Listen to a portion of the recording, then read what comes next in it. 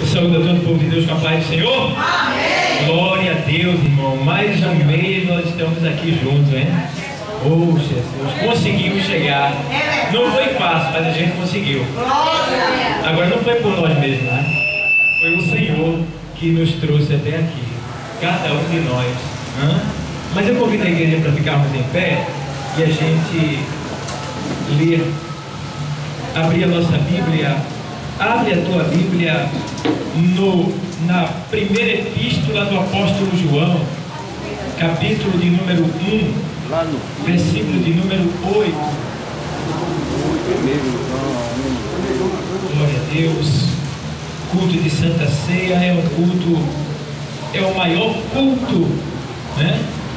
É a maior festa da igreja na terra, é esse culto, tá? Não existe festa maior do que essa não, viu?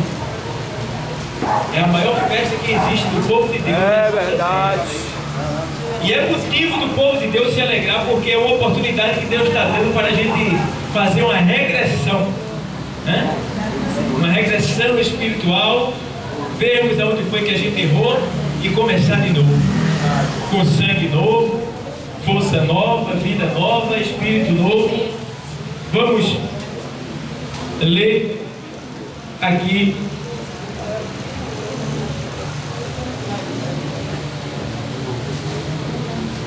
Primeira de João 1 e 8. Diz exatamente assim o texto sagrado. Posso ler? Pode. Amém. Se dissermos que não temos pecado, enganamos-nos a nós mesmos e não há verdade em nós. Meu Deus. Aleluia, Deus. Se confessarmos os nossos pecados, Ele é fiel e justo para nos perdoar os pecados e nos purificar de toda injustiça.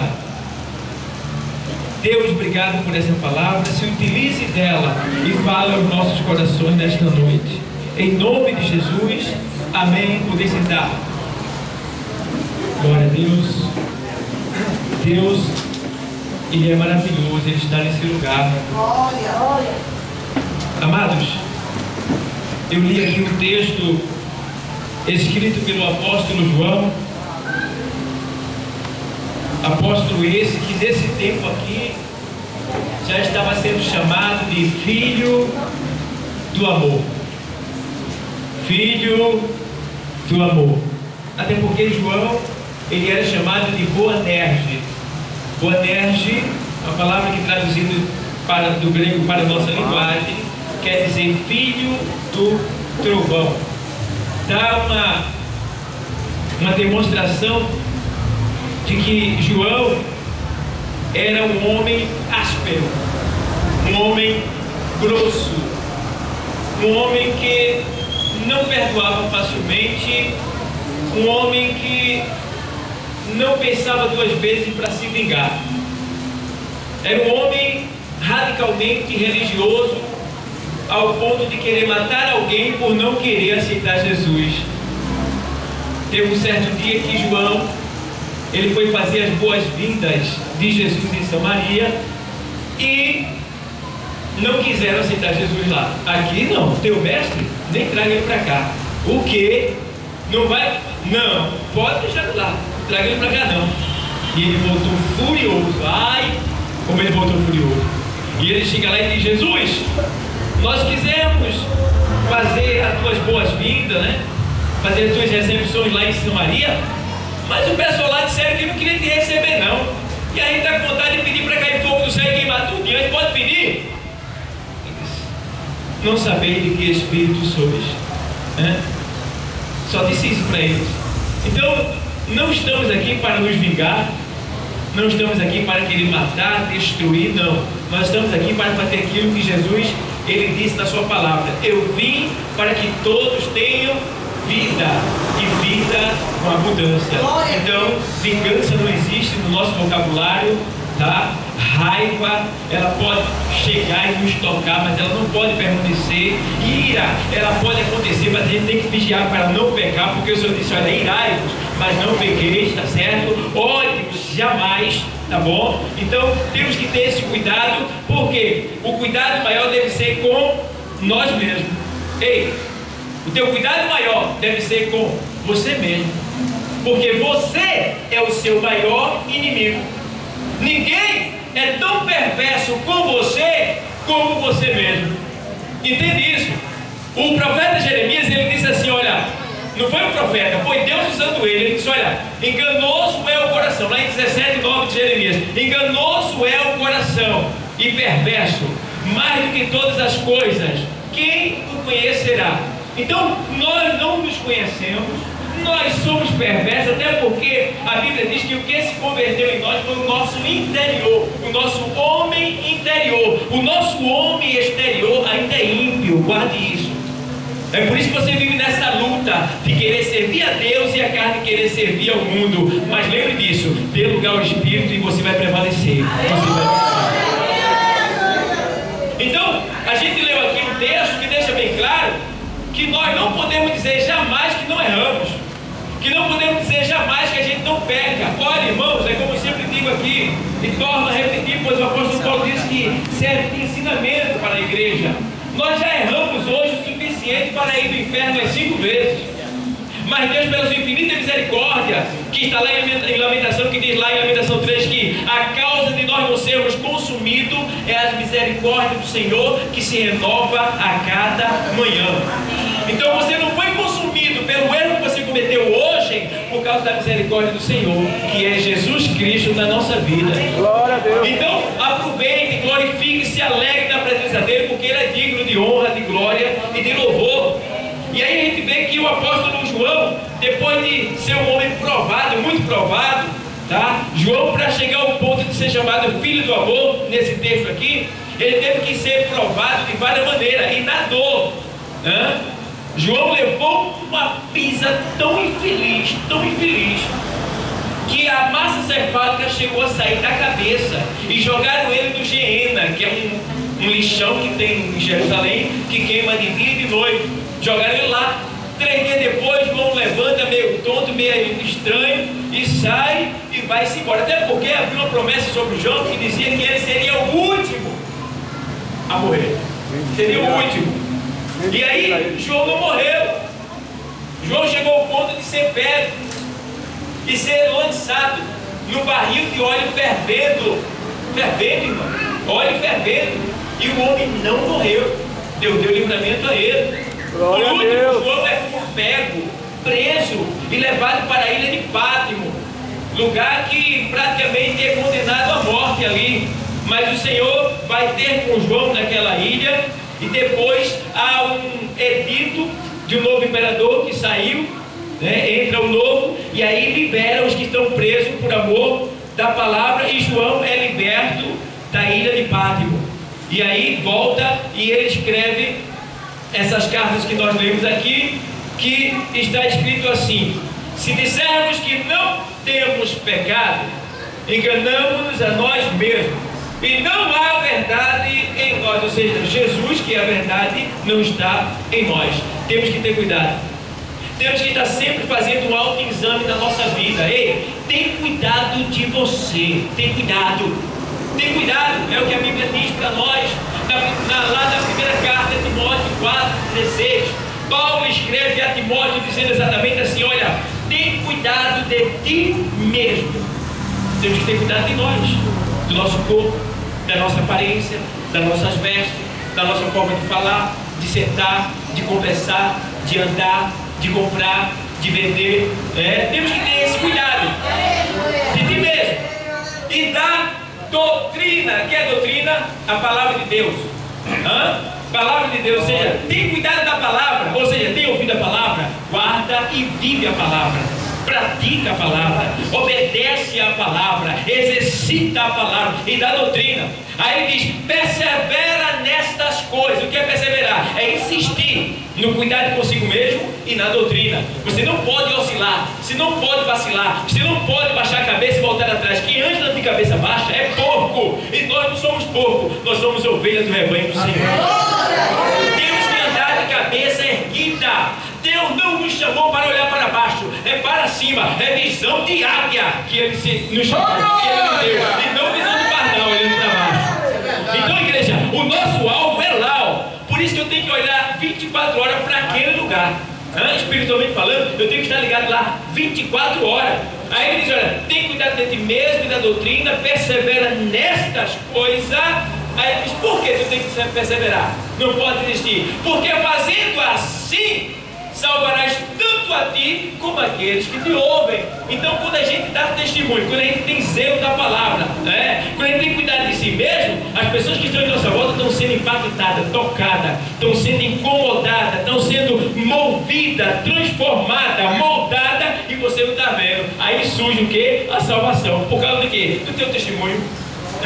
Por causa de Jesus na tua vida. É muito importante que isso aconteça na nossa vida. O testemunho salva vida.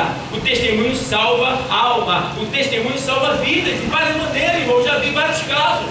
E nós estamos sendo observados.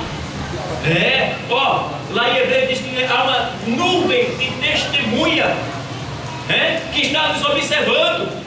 Eu posso até citar essas testemunhas. Quem são? Os anjos do céu, os anjos do inferno e o mundo.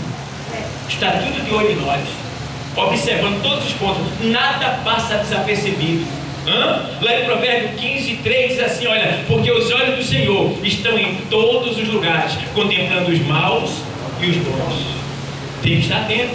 Não passa nada desapercebido. Sem contar que existe um livro onde é escrito tudo o que a gente faz, até do piscar do olho, até do menear de cabeça, até do apontamento. Tudo que a gente faz, que a gente fala, está escrito. O que a gente faz está escrito. Está lá no livro de Apocalipse 21. Você vai ver no livro, o livro, abre-se os livros, e ali cada um é julgado pelas obras que estavam escritas nos livros. E a Bíblia também diz que até o que a gente fala também está gravado, está retido no ar, e o Senhor vai atrair tudo para o dia do juízo. Como os cristãos não vão passar pelo juízo, vai passar pelo tribunal de Cristo, então essas palavras também serão atraídas se você não se arrependeu e não deu conta dela quando estava aqui na terra. Porque o Senhor diz, olha, de toda palavra ociosa que o homem falar, ele há de dar conta. Então não escapa nada. Por isso, quando tu fores falar, cuidado, pensa 2 vezes.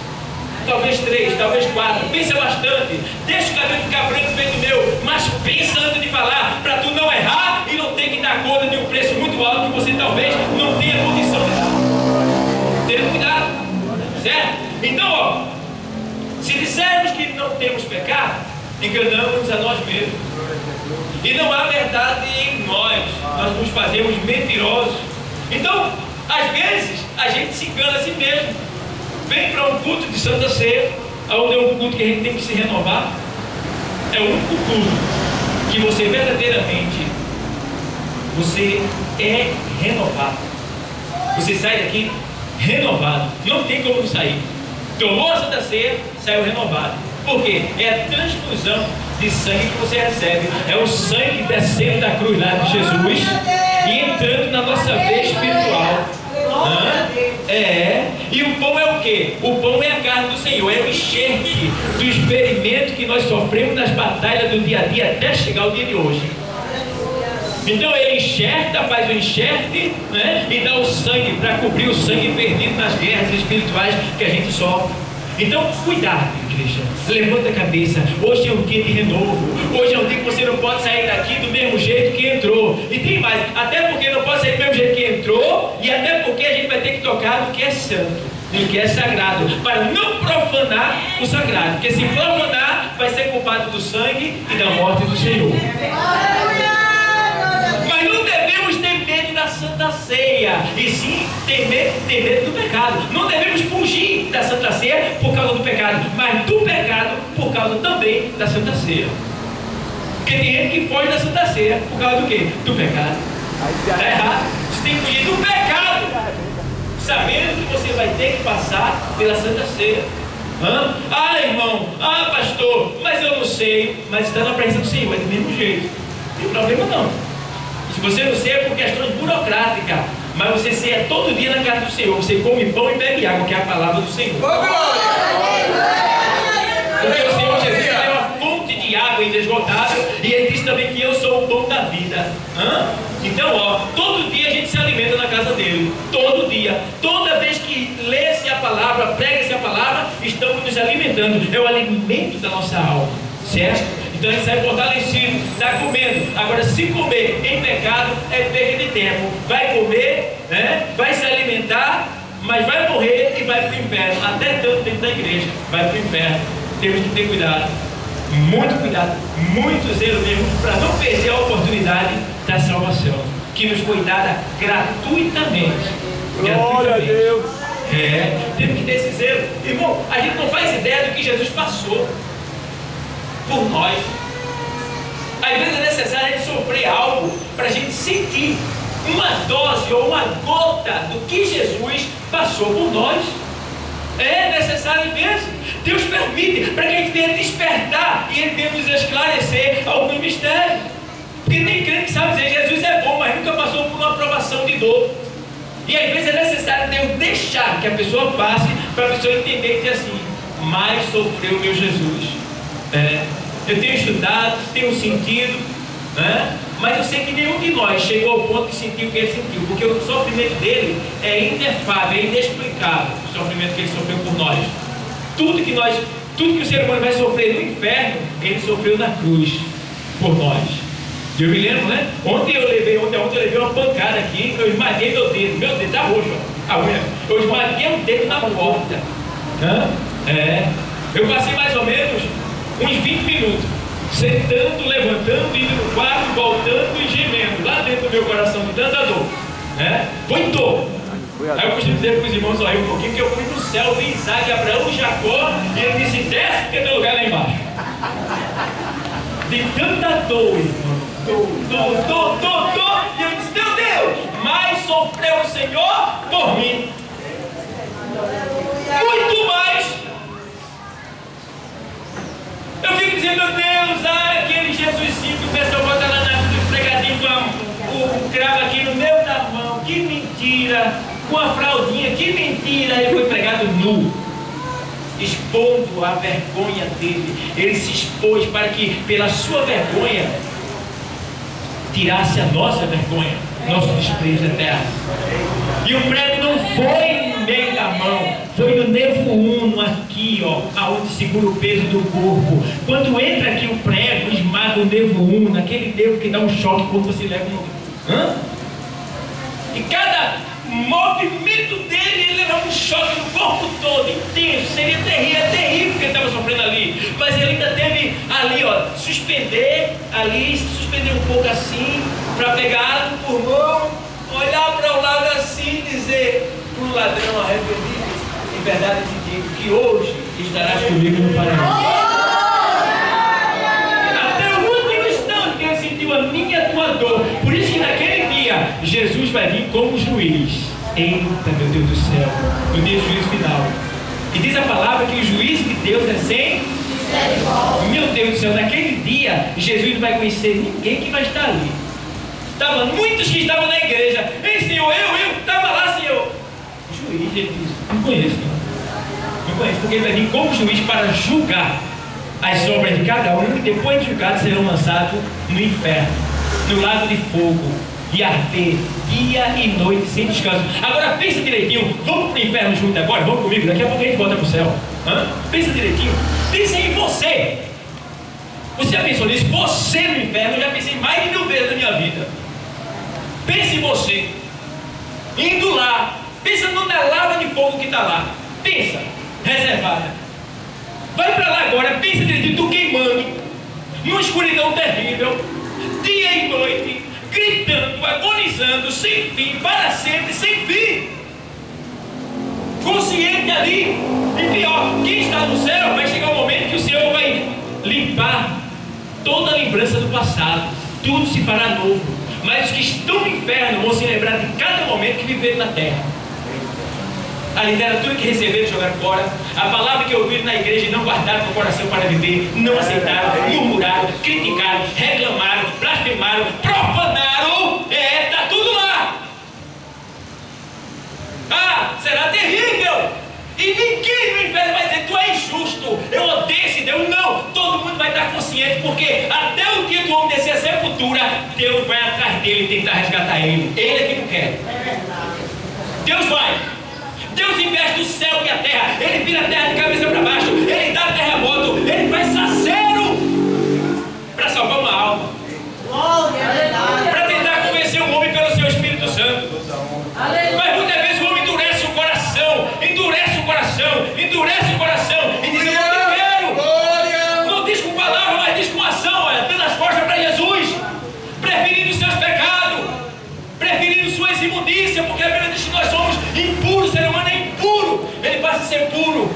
faça obedecer e seguir a vontade do Senhor, porque Deus, Ele purifica o homem, porque está escrito, olha, que o sangue de Jesus Cristo nos purifica de todo o pecado. Aleluia! Então temos que ter zelo, cuidado. Você recebeu de graça essa salvação, zele, cuide, porque tem alguém que está afim de tomar ela de você. Na primeira carta do apóstolo Pedro, capítulo 5, versículo 7 e 8, diz lá, porque sede sóbrio, ele diz lá, sede sóbrio, é estar atento, é não estar embriagado com as coisas dessa terra. Está vindo um monte de coisa aí que está embriagando muito crente. É Pokémon, esse jogo miserável, diabólico, feito para matar pelos demônios desse século. Está lá em Efésios 6 e 12. O príncipe das trevas desse século é um demônio que cria ideias e modismo, e nesse modismo ele mata as pessoas. Está aí várias ideias do mundo para tentar destruir, tirar, fazer com que o crente se embriague com as coisas dessa terra. Mas o Senhor está dizendo na sua palavra lá, usando o apóstolo Pedro, sede sóbrio, não esteja embriagado, não se deixe levar, não vacile não. Aí ele diz, vigiai, esteja atento. Vigiar por quê? Se é para vigiar é porque tem alguém que está querendo, está vindo um ladrão.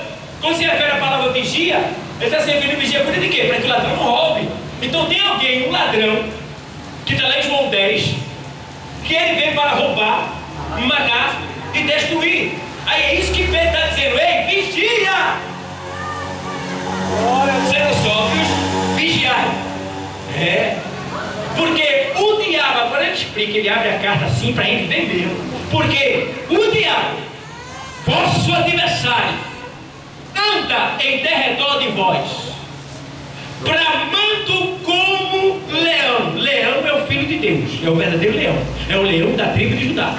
Se o diabo está bramando como leão, ele está até imitando crente, está imitando pastor, está imitando diácono, está imitando membro, congregado, pessoas que usam a Bíblia para dar um de crente, para aparecer e chegar perto de você e te desviar para o inferno. Mas nesta noite Deus te trouxe aqui para te revelar o que está prestes a acontecer na tua vida, para que tudo caia. Temos que estar atento. Jesus ama a sua igreja e não quer perder nenhum que está aqui. Nenhum. Vocês são especial. Vocês são propriedade de Deus, propriedade peculiar, exclusiva, povo santo, adquirido, preservado, separado para a glória de Deus.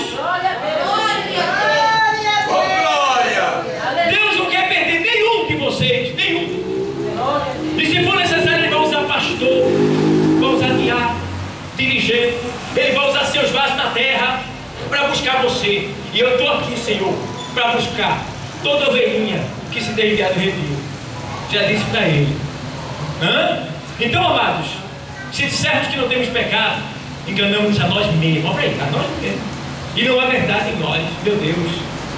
Aí a gente vê que Romanos 7,18, aos Romanos 7,18, meu Deus, ele está aqui. Glória! 7,18 diz assim: porque eu sei, isso é Paulo falando aos Romanos, porque eu sei que em mim, isto é, na minha carne, não habita bem algum, e com efeito o querer está em mim, mas não consigo realizar o bem. Meu Deus do céu, vai ser Paulo dizendo, viu? Porque não faço o bem que quero, mas o mal que não quero, esse eu faço. Meu Deus do céu, vê que luta do apóstolo. Um homem consagrado a Deus, fiel a Deus, foi arrebatado até o terceiro céu, viu o paraíso, coisas inefáveis que ele preferiu não falar. Esse homem estava se questionando, dizendo, eu quero fazer o bem e não consigo. Não é porque ele estava fazendo mal, é porque ele estava falando da fraqueza humana, da falabilidade humana. Ele estava dizendo, o bem que eu quero, esse eu não faço, mas o mal que eu não queria, esse eu faço. Por exemplo, vou explicar. Ele viu uma pessoa precisando de 100 reais, um exemplo, e ele não tinha os 100 para dar.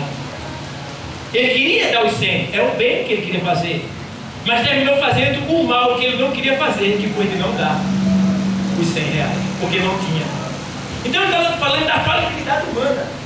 Ele estava falando daquilo que ele queria dar mais, que ele queria ser mais, mas por causa da sua carne ele não consegue dar mais. Eu falei de ele para você entender melhor, mas há outras coisas que o apóstolo Paulo estava se referindo. Então temos que ter um cuidado, porque a nossa carne ela é ímpia, e ela é tão terrível, que a Bíblia diz que o Senhor diz assim: olha aí, na verdade o Espírito está pronto, mas a carne é fraca. Tu está entendendo? Ele disse que o nosso espírito sempre está pronto para adorar, para buscar o Senhor, para se entregar a Deus, para desejar Deus, para invocar a Deus.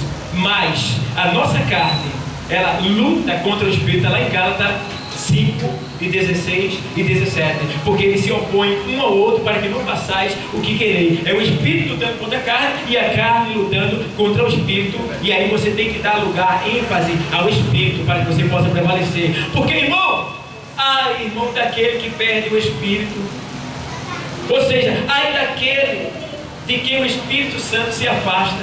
Veja lá, aos Salmo de número 32.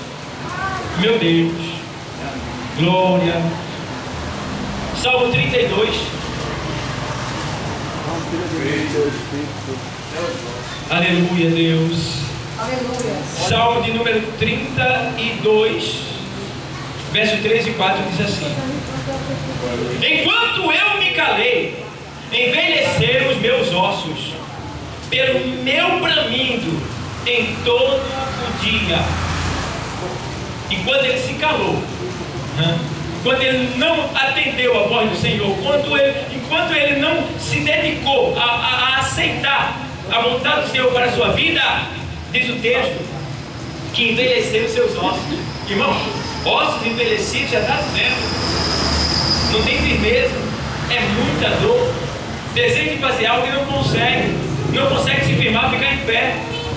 No quadro ele diz assim, ó: porque de dia e de noite a tua mão pesava sobre mim. Eita Jesus, quando a mão de Deus pesa sobre um ser humano, viu? Olha, é terrível, é terrível. E ele diz mais assim, olha, porque de dia e de noite a tua mão pesava sobre mim, o meu humor se tornou em sequidão de estio. Sequidão, aquela pessoa aguada, sem ânimo. Isso é a pessoa contar no pecado. A pessoa fica numa vida miserável e dá logo para aparecer. É aquela pessoa que não tem um sorriso para você, só anda de cabeça baixa, é mal-humorado, não responde com a paz do Senhor, reclama de tudo, não está em lugar nenhum quando é para adorar, aparece de vez em quando. Misericórdia. Não está entendendo? É um perigo. É um perigo. Ei, irmão, nós somos o povo de Deus. Temos que estar na casa dele. Você tem algo a fazer? Tem, faça, cuide da sua vida secular, mas lembre que você tem um compromisso com Deus. Porque lá em João 12, 26 diz assim, olha, se alguém me serve, siga-me, e onde eu estiver, ali estará também o meu servo, e se alguém me servir, meu Pai o honrará. Quer ser honrado por Deus, mas não quer honrar Deus, não vai ser nunca. Vai ficar na igreja, mas nunca vai ser honrado por ele, porque não honra ele primeiro. A Bíblia diz: dai honra a quem tem honra. Como é que você quer ser honrado se não honra Deus? Ele diz: onde eu estiver, ali estará também o meu servo. Quantos têm se escondido nesses últimos dias para não fazer a obra? Quantos têm negligenciado a chamada de Deus na sua vida? Só quem tem chamado não é pastor não, todos nós somos chamados. Agora lembre que muitos são chamados, mas poucos. Está chegando o dia da escolha, viu? A escolha vai ser no arrebatamento. Aleluia. No arrebatamento vai cair a máscara de todo mundo. E essa máscara vai cair com a ajuda da lágrima do choro. Ai, meu Deus. Ai, meu Pai. E agora, meu filho?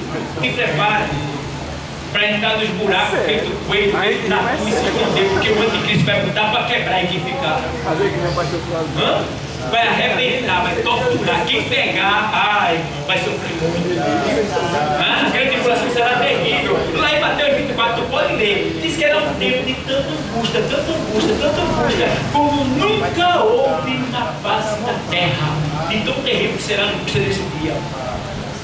E a Bíblia diz que o Senhor diz que aqueles dias serão abreviados. por causa do sofrimento e dos escolhidos que ainda vão ficar. Tem alguns que vão ter chance, que é o quê? O povo de Israel. Aí tem que dizer assim, se eu não for no arrebatamento, eu vou na segunda. Não tem segunda, Jesus vai voltar para Israel. Guarde isso. Se você não for na primeira, você tem 98% de chance de ir para o inferno. Porque não haverá condição de vida para quem não aceitar o sistema do anticristo. E se aceitar, vai para o inferno. Então não há condição de vida, não há como viver. Aí o Senhor só vem no final da grande tribulação para salvar Israel e as nações que não foram contra Israel, para fundar o milênio na terra, que é um período de 1000 anos, onde Jesus vai governar junto com a sua igreja, que foi arrebatada com ele. E aí, tu queres ficar? Eu creio que não. Não queremos ficar, não estamos aqui para ficar. É por isso que hoje Deus está nos dando a chance de se tornar santo, 100% santo. 100% santo. Ai de você, se você comer desse pão, beber desse vinho, sair daqui com o mesmo sentimento acerca de A e de B que você está pensando. Ai de você. Ai de você. Porque Paulo diz lá na leitura do texto áureo da Santa Ceia que muitos comem para a sua própria condenação. Por causa disso há entre vós muitos fracos, muitos doentes e muitos que já partiram para o outro lado. Certo homem tomou Santa Ceia em pecado. Só bastou pegar o pão e botar na boca. Quando ele mastigou, caiu no chão. E ele vai para lá, vem para cá, levar para o hospital. Chegou lá no hospital, fizeram o exame. O médico disse: eu nunca vi uma coisa dessa na minha vida. Que foi, médico? O coração dele estava rachado no meio. Está entendendo? Pecado. Profanou o que era santo. Morreu na hora. Por causa disso, há entre vós muitos fracos, muitos doentes e muitos que dormem. Quantos crentes? Ora. Pastor, meu Deus, pastor, ora comigo, pastor, ora, meu filho, oh Jesus, tem misericórdia nessa vida, ajuda ele, eu repreendo, com a autoridade que o Senhor me deu, todo mal nessa vida, dos pés da cabeça, na corrente sanguínea, no rins, na cabeça, no dente, no olho, no ouvido, vai lá, Senhor, vai no pulmão, aí sobe e desce, vai na unha encravada, sobe, aí faz de tudo, em nome de Jesus eu expulso, sai! Está curado, pode ir em nome de Jesus Cristo, crer, então somente. Outro disse: pastor, diga, ore por mim. Olha, eu estou assim, meu Deus do céu. Pelo amor de Deus, você tem poder diante de Deus, você tem autoridade diante de Deus, você recebeu esse crédito. Amém. Se você não está tendo, é porque está em pecado. Então nesta noite é dia de se tornar santo, para ter acesso livre na sala do trono da graça, que está lá em Hebreus 7:25. Diz lá que nós devemos chegar com confiança ao trono da graça, para que alcançamos graça ao tempo oportuno. Glória a Deus. É triste, irmão, quando o Espírito Santo deixa uma pessoa. Veja Salmo 51, o que é que diz? Estou quase terminando. Salmo 51 diz assim, verso. Aqui o salmista tinha pecado. Davi tinha cometido adultério e homicídio. Estava muito infeliz porque tinha sido repreendido e tinha se arrependido. Agora ele vai orar ao Senhor. E aí ele diz aqui assim, ó: tem misericórdia de mim, ó Deus, segundo a tua o quê? Benignidade. Apaga as minhas transgressões, segundo a multidão das tuas o quê? Agora ele vai assim: lava-me completamente da minha o quê? E purifica-me do meu o quê? Pecado. É ainda orando a Deus. Orando a Deus. Aí vê lá no versículo 10: cria em mim, ó Deus, um coração puro e renova em mim um espírito o quê? Olha para ele. Espírito reto. Cria em mim um novo coração, um espírito reto. Aí vê o 11 que ele diz: não me lances fora da tua presença e não retire de mim o teu quê? Espírito Santo. Meu Deus do céu. Ele estava tão triste, tão angustiado, tão aflito. Aí vê o que ele diz no 12. Vê o que ele diz no 12: torna a dar-me a alegria da tua salvação e sustém-me com espírito voluntário na tua presença.